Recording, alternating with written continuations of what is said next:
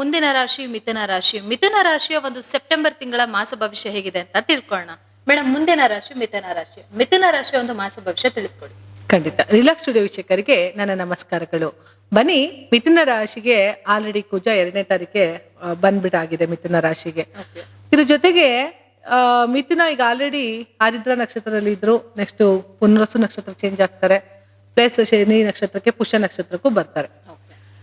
ಇಲ್ಲಿ ಕುಜ ಆಲ್ರೆಡಿ ಮಿಥುನದಲ್ಲಿ ಇರ್ಬೇಕಾದ್ರೆ ಏನಾಗುತ್ತೆ, ಕುಜ ಬುಧ ಕಾಂಬಿನೇಷನ್ ಬಂದಾಯ್ತು ಅಂದ್ರೆ ಬುಧ ಅಲ್ಲಿ ಇಲ್ದೇ ಇದ್ರು ಕೂಡ ಕುಜನ್ ಮನೆಗೆ ಬಂದಾಗ ಬುಧನ ತತ್ವಗಳು ಕೂಡ ಫಾಲೋ ಮಾಡ್ತಾ ಇರುತ್ತೆ. ಕುಜ ಮೊದಲೇ ಅಗ್ರೆಸಿವ್ನೆಸ್, ಕೋಪ ಉಳ್ಳುವಂತಹ ಒಂದು ಗ್ರಹ, ಜೊತೆಗೆ ಶಿಸ್ತಿನ ಸಿಪಾಯಿ ಅಂತ ನಾವು ಕರಿತೀವಿ, ಅಂಗಾರಕ ಗ್ರಹ. ಈ ಕುಜನ ತತ್ವಗಳಲ್ಲಿ ಬುಧನು ಸೇರಿದಾಗ ಬುಧ ಬುದ್ಧಿವಂತಿಕೆ, ಚುರುಕುತನ, ಚಾಣಾಕ್ಷತನ ಜಾಸ್ತಿ ಇರ್ತದಲ್ಲಿ. ಪರಾಕ್ರಮಶಾಲಿಯಾದಂತಹ ಕುಜ, ಬುದ್ಧಿಶಕ್ತಿಯಾದ ಬುಧ ಇಬ್ರು ಸೇರಿದಾಗ ಯುಕ್ತಿ ಮತ್ತೆ ಬುದ್ಧಿ ಎರಡೂ ಒಂದೇ ಆಯ್ತು ಅಲ್ವಾ? ಸೊ ಪರಾಕ್ರಮ ಅಂತ ಬಂದಾಗ ಕುಜ ಜೊತೆ ಸೇರ್ತಾ ಇದ್ದಾನೆ, ಬುದ್ಧಿವಂತಿಕೆನೂ ಸೇರ್ತಾ ಇದ್ದಾನೆ ಅಂದಾಗ ಇಲ್ಲಿ ಶಕ್ತಿ ಮತ್ತೆ ಬುದ್ಧಿ ಎರಡೂ ಸೇರಿದಾಗ ನಾವು ವಿನ್ ಆಗೋದಕ್ಕೆ ಸಾಧ್ಯ ಆಗತ್ತೆ. ಅದು 7ನೇ ಮನೆ ಭಾವನ ನೋಡ್ತಾ ಇರೋದ್ರಿಂದ ಮಿಥುನ ರಾಶಿಯವರಿಗೆ ಈ ಹಿಂದೆ ಇದ್ದಂತಹ ಸೋಲುಗಳೇನಿದೆ ಗೆಲುವಾಗಿ ಪರಿವರ್ತನೆ ಆಗುವಂತಹ ಒಂದು ಸುವರ್ಣ ಅವಕಾಶ. ಯಾಕೆಂದ್ರೆ ಲಾಭಾಧಿಪತಿಯಾದಂತಹ ಕುಜ 6ನೇ ಮನೆ ಅಧಿಪತಿ ಆಗಿದ್ರೂ ಕೂಡ ಲಾಭದ ಅಂಶವನ್ನು ನೋಡ್ಬೇಕು ಅಂತ ತನ್ನ ಮನೆಗೆ ಅವ್ನು ಬಂದಿದ್ದಾನೆ ಅಂದಾಗ ಒಳ್ಳೆ ರಿಸಲ್ಟ್ನೇ ಕೊಡ್ತಾರೆ. ಜೊತೆ ಕುಜ ಪ್ಲಸ್ ಎಷ್ಟು ಕೊಡ್ತಾನೋ ಮೈನಸ್ ಅಷ್ಟೇ ಇರ್ತಾನೆ. ಒಂದು ಪ್ಲಸ್ ಅಂತ ನೋಡಕ್ ಹೋದ್ರೆ ಸಾಕಷ್ಟು ಇಲ್ಲಿ ಇದ್ದಂತಹ ಕಷ್ಟಗಳು ನಿವಾರಣೆ ಆಗಿ ಲಾಭಾಂಶವನ್ನು ತಂದುಕೊಡುವಂತಹ ಅಂಗಾರಕನಾಗಿದ್ರು ಕೂಡ ಕುಜ ಬುಧನ ಮನೆಯಲ್ಲಿ ಇದ್ದಾಗ ಹೆಲ್ತ್ ಅಂದ್ರೆ ಮೇನ್ BP ಬರ್ಸೋವಂತವನೇ ಕುಜ. ಯಾಕಂದ್ರೆ ಕುಜನ ಮಾಂಗಲ್ಯಕಾರಕ ಅಂತಾನು ಕರಿತೀವಿ.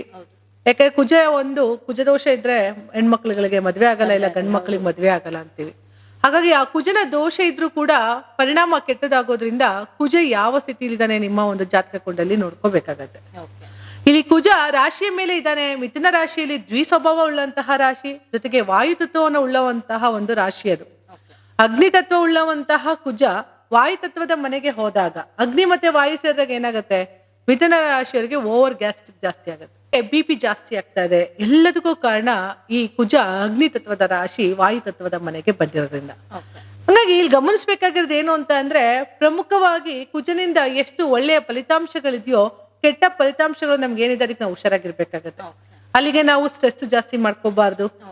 ಈ ಕೋಪ ಬರ್ತಾ ಇದೆ ನಮ್ಗೆ ತುಂಬಾ ಅಂತಂದ್ರೆ ಅಲ್ಲಿ ಕುಜ ಇದ್ದಾನೆ ಅಂತ ಅರ್ಥ ಮಾಡ್ಕೋಬೇಕು. ಸೊ ಅದು ತಾಳ್ಮೆ ಆಗಿರೋದನ್ನ ಕಲ್ತ್ಕೋಬೇಕು. ನನ್ ಕುಜ ನನ್ನ ರಾಶಿಲಿದ್ದಾನೆ, ಹೆಚ್ಚು ನಾನು ಕೋಪ ಮಾಡ್ಕೋಬಾರ್ದು. ಸಂಗಾತಿ ಜೊತೆ ಏನೋ ಒಂದು ಮಾತಾಡ್ಕೊಂಡು ಕೋಪ ಮಾಡ್ಕೊಳ್ಳೋ ಅಂಥದ್ದು, ಈಗ ಇದು ಹಬ್ಬ ಬೇರೆ ಹತ್ರ ಬಂದಿದೆ, ಅಂತ ಸೀರೆ ಕೊಡ್ಸಿಲ್ಲ, ಇಂಥ ಸೀರೆ ಕೊಡ್ಸಿಲ್ಲ ಅಂತ ಜಗಳ ಆಡೋದನ್ನ ಕಡಿಮೆ ಮಾಡಿ ನಮಗೆ ಏನು ಸಿಕ್ಕಿದೆಯೋ ಅದರಲ್ಲಿ ನಾವು ಖುಷಿನ ಮತ್ತೆ ಸಂತೋಷವನ್ನು ತಂದ್ಕೊಳ್ಳೋದು ಎಲ್ಲವೂ ನಮ್ಮ ಕೈಯಲ್ಲಿದೆ. ಹಾಗಾಗಿ ಒಂದು ಮಿಥುನ ರಾಶಿಯವರು ಏನು ಅಂತಂದ್ರೆ ಪಾಸಿಟಿವ್ ರಿಸಲ್ಟ್. ಪಂಚಮದಲ್ಲಿ ಶುಕ್ರ ಹೋಗ್ತಾ ಇದ್ದಾನೆ, ವ್ಯಯಾಧಿಪತಿ ಆದವನು ಪಂಚಮದಲ್ಲಿ ಸ್ವಂತ ಮನೆ ಕೊಳ್ಕೊಳ್ತಾ ಇದ್ದಾನೆ ಅಂದಾಗ, ಕುಳಿತುಕೊಂಡಾಗ ಮಕ್ಕಳ ವಿಚಾರ ಅಂತ ಬಂದಾಗ ಎಜುಕೇಶನ್ ತುಂಬಾ ಚೆನ್ನಾಗಾಗ್ಬೋದು, ಮಕ್ಕಳು ವಿದೇಶ ಪ್ರಯಾಣ ಮಾಡ್ಬೋದು. ಪಂಚಮ ಶುಕ್ರ ಇದ್ದಾಗ ಏನೋ ಒಂದು ಮನೆಗೆ ಒಂದು ಒಳ್ಳೆ ವಸ್ತು ಬಂದು ಸೇರ್ಬೋದು, ಅದು ಚಿನ್ನ ಆಗಿರ್ಬೋದು ಅಥವಾ ಒಳ್ಳೆ ಮನೆಗೆ ಬೇಕಾಗುವಂತ ಒಂದು ಲಕ್ಸುರಿ ಐಟಮ್ ಇರ್ಬೋದು. ಇಂಥದ್ದು ಏನಾದ್ರು ಒಂದು ಮಿಥುನ ರಾಶಿಯವರಿಗೆ ಬಂದು ಸೇರುವಂತ ಒಂದು ಸುವರ್ಣ ಅವಕಾಶ ಅಂತ ಹೇಳ್ತಾ ಹೋಗ್ಬೋದು. ಇಲ್ಲಿ ಪ್ಲಸ್ ಮತ್ತೆ ಮೈನಸ್ ಎರಡೂ ಸರಿ ಸಮಾನ ತಗೋಬೇಕಾಗತ್ತೆ. ಆದ್ರೆ ಆರೋಗ್ಯದ ವಿಚಾರದಲ್ಲಿ ಸ್ವಲ್ಪ ಕೇರ್ಫುಲ್ ಆಗಿರ್ಬೇಕಾಗತ್ತೆ. ಮಿಥುನ ರಾಶಿಯವರಿಗೆ ಶುಭ ಕಾರ್ಯಗಳು ನಡೆಯುವಂತಹ ಒಂದು ಸುವರ್ಣ ಅವಕಾಶ ಅಂತಾನು ಹೇಳ್ಬೋದು. ಮನೇಲಿ ಯಾವ್ದಾರ ಒಂದು ಶುಭ ಕಾರ್ಯ ನಡೆಯುವಂಥದ್ದು, ಮದುವೆ ಸಮಯ ಬರುವಂತದ್ದು ಅಥವಾ ನಾಮಕರಣ ಸಮಯ, ಮನೇಲಿ ಒಂದು ಖುಷಿ ಸಮಾರಂಭ, ಒಂದು ಖುಷಿ ಸಮಾರಂಭದಲ್ಲಿ ಎಲ್ಲ ನೆಂಟರಿಷ್ಟು ಬರ್ತಿದ್ದಾರೆ ಅಂದ್ರೆ ಮಕ್ಕಳಲ್ಲಿ ಏನೋ ಒಂಥರ ಖುಷಿ ಸಂತೋಷ. ಹಾಗಾಗಿ ಎಲ್ಲವನ್ನೂ ಒಳ್ಳೆ ನೋಡುವಂತಹ ಒಂದು ಸಮಯ. ಯಾಕೆಂದ್ರೆ ಧನಸ್ಥಾನದಲ್ಲಿ ಗುರು ಕುಳಿತಿದ್ದಾನೆ ಮಿಥುನ ರಾಶಿಯವರಿಗೆ, ಎಲ್ಲ ಒಳ್ಳೆ ಪರಿಣಾಮ ಬರ್ತಾ ಇದೆ ಅಂದಾಗ ಸ್ವಲ್ಪ ಹೆಲ್ತ್ ಕಡೆ ಮಿಥುನ ರಾಶಿಯವರು ಗಮನ ಕೊಟ್ರೆ ಸಾಕಷ್ಟು ಒಳ್ಳೆಯ ಫಲಿತಾಂಶವನ್ನ ಮಿಥುನ ರಾಶಿಯವರು ನೋಡ್ಬೋದು. ಹಾಗೆ ನೀವು ಈ ಮಿಥುನ ರಾಶಿಯವರಿಗೆ ಒಂದು ಏನಂತಾರೆ, ಮನೆಯಲ್ಲಿ ಏನಾದ್ರೂ ಒಂದು ಒಳ್ಳೆ ಕಾರ್ಯ ನಡೆಯುವಂತ ಸಮಯ ಅಂತ ಹೇಳಿದ್ರೆ ಅದ್ರ ಜೊತೆಗೆ ಹೆಲ್ತ್ ವಿಚಾರದಲ್ಲಿ ಅವ್ರು ಹುಷಾರಾಗಿರ್ಬೇಕು ಅಂತ ಅಂದ್ರೆ, ಸೊ ಆ ಒಂದು ಹೆಲ್ತ್ ವಿಚಾರವಾಗಿ ಏನಾದ್ರೂ ಅವರು ಪರಿಹಾರ ಮಾಡ್ಕೋಬೇಕಂದ್ರೆ ಯಾವ ರೀತಿ ಪರಿಹಾರ ಮಾಡ್ಕೋಬೇಕು ನೋಡಿ? ಆರೋಗ್ಯಕ್ಕೆ ಸಂಬಂಧಪಟ್ಟಂತೆ ಕುಜ ಅಲ್ಲೇ ಇದ್ದಾನೆ ಅಂದ್ರೆ ಅಂಗಾರಕ ಗ್ರಹನ ಒಂದು ಸ್ಥಿತಿ ಕಡಿಮೆ ಮಾಡ್ಕೋಬೇಕು, ಅಥವಾ ಅವನ ಒಂದು ರೋಷತ್ವ, ಅಗ್ನಿತತ್ವ, ಕೋಪ ಕಡಿಮೆ ಆಗ್ಬೇಕು ಅಂತ ಅಂದ್ರೆ ಅವನ ಒಂದು ಕ್ಯಾರೆಕ್ಟರ್ಸ್ ನಾವು ಕಡಿಮೆ ಮಾಡ್ಕೋಬೇಕು ಅಂತ ಅಲ್ಲಿ ಅಂತಂದ್ರೆ ಸುಬ್ರಹ್ಮಣ್ಯನ ಹೆಚ್ಚು ಆರಾಧನೆ ಮಾಡುವಂಥದ್ದು, ಸುಬ್ರಹ್ಮಣ್ಯ ಅಷ್ಟೋತ್ತರಗಳನ್ನ ಓದುವಂಥದ್ದು, ಸರ್ಪಕ್ಕೆ ಸಂಬಂಧಪಟ್ಟಂತ ದೋಷಗಳು ಏನಿದೆ ಅದೆಲ್ಲವೂ ಕೂಡ ಸುಬ್ರಹ್ಮಣ್ಯಂಗೆ ಅಂತ ಹೇಳ್ತೀವಿ. ಹಾಗಾಗಿ ನಾಗರಕಲ್ಲನ್ನ ಆರಾಧನೆ ಮಾಡುವಂಥದ್ದು, ಏನು ಬೇಡ, ಒಂದು ಚಿಕ್ಕದಾಗ ಒಂದು ಪ್ರತಿ ಮಂಗಳವಾರ ಒಂದು ನಾಗರಕಲ್ಗೆ ಹೋಗಿ ದೀಪ ಹಚ್ಚಿದ್ರೆ ಸಾಕು, ಅಥವಾ ಮನೆಯಲ್ಲೇ ಸುಬ್ರಹ್ಮಣ್ಯನ ಪ್ರಾರ್ಥನೆ ಮಾಡ್ತಾ ಒಂದು ದೀಪ ಹಚ್ಚಿದ್ರೆ ಖಂಡಿತ ಅದರಿಂದ ಈ ಒಂದು ಕುಜನ ದೋಷದಿಂದ ಹೊರಗಡೆ ಬರ್ತಾರೆ ಮಿಥುನ ರಾಶಿಯವರು. ಓಕೆ, ಹಾಗೆ ಈ ಒಂದು ಮಿಥುನ ರಾಶಿಯವರಿಗೆ ನೀವೊಂದು ಏನ್ ಪ್ರಿಡಿಕ್ಷನ್ ಕೊಟ್ರಿ, ಇದು ಎಲ್ಲಾ ಮಿಥುನ ರಾಶಿಯವ್ರಿಗೂ ಅನ್ವಯವಾಗುತ್ತಾ ಹೇಗೆ ಅಂತ?